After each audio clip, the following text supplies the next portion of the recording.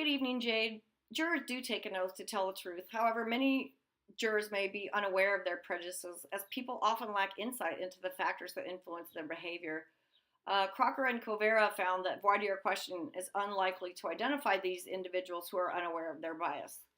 Additionally, the commonly used practice of rehabilitation makes the task of removing jurors with an admitted bias very difficult. In many jurisdictions, judges will question individuals who have an admitted bias and ask if they will be able to put aside their biases during the trial and decide the case based on evidence. Acquiescence to this request is legally sufficient to deem the individual unbiased and fit to serve on the jury.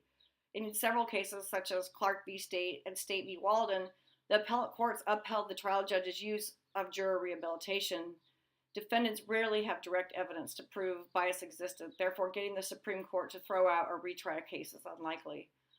And as you stated, a jury should include a broad spectrum of the population and come from a pool representing a fair cross-section of the local community.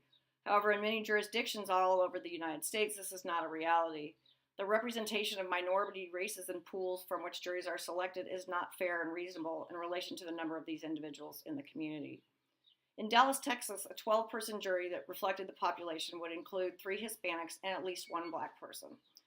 During 1 week, where 51 cases were tried, 8 of the juries were all white, 23 juries had no Hispanics, and 15 of the juries had no Black individuals.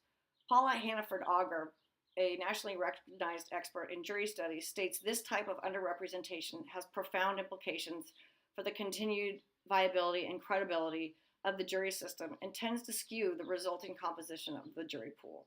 And while there is no requirement guaranteeing a jury of a particular composition, juries such as these are anything but a broad spectrum of the population.